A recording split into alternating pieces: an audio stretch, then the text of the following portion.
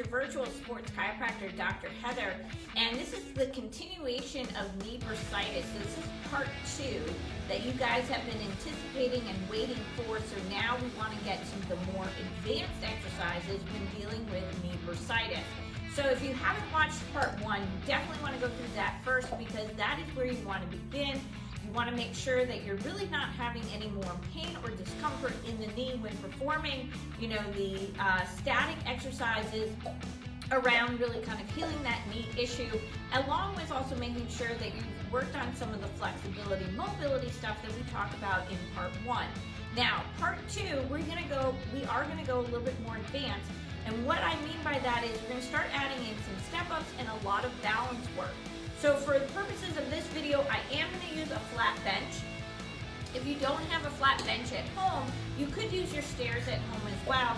Just a little FYI, I always recommend starting kind of low first when we do a step up initially, and then working your way up to getting a little bit higher. Now, it's very important that you have proper form, because cueing and form are going to be a must when really making sure that you don't create more irritation into the area.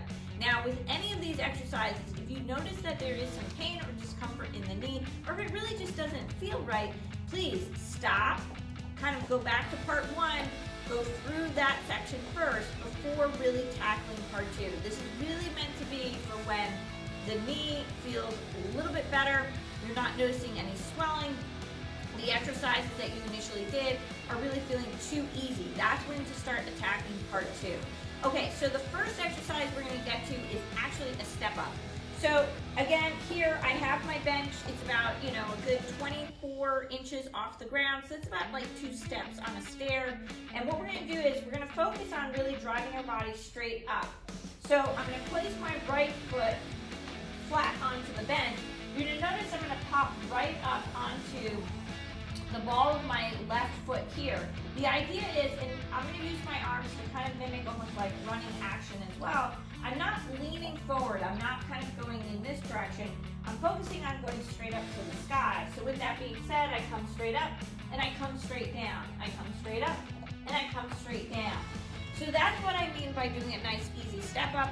Focus on keeping the chest up nice and high and driving the knee up towards the chest and back down. Now, the next exercise we're going to go through involves a BOSU. So if you don't have a BOSU at home, see the links down below. I've left them there. You can go ahead and purchase one. A BOSU is a great tool to do a lot of balance work because you use the dome side and the flat side. So what we're going to do first is we're going to work on doing a front lunge first, and we're going to do it on the dome side. So as you can see, here's the center of the BOSU, as my trusty sidekick has just shown you. And what we're going to do is we're going to be doing a front lunge. So you don't want to be too far away from the BOSU itself. You want to be maybe about a couple feet, for me this is about, let's say 2 feet away from the BOSU. And what's going to happen is I'm going to go ahead, I'm going to take my right foot, and I'm going to make it so that the arch of the right foot hits the dead top center part of the BOSU. And from here, I'm going to drop down into my lunge, and then I'm going to come back. So again, I come, place the BOSU right on top, and then I come back. So that's what you're going to do first, is a front lunge going onto the BOSU. Take your time with it.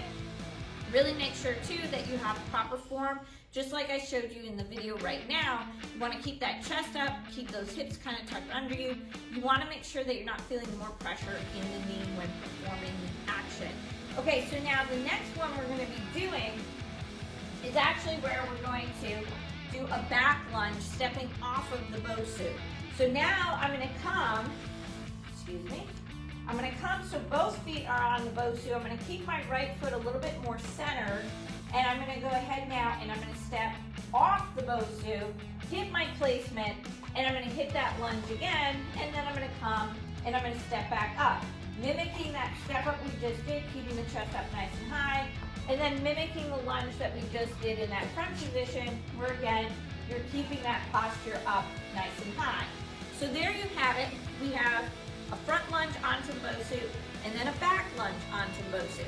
Now the next thing we're going to do is we're going to work on the flat side of the BOSU. Now for some of you, this may be a more advanced exercise just simply because If the knee is having a lot of trouble with stability, you're gonna notice it more so when you're actually standing on the flat side versus the dome side. Reason being is that when you're on the dome side, there's still a firm surface that is in contact with the ground, so it creates a little bit more of a stable surface. Now that the dome side is on the ground, we're gonna create a much uneven surface.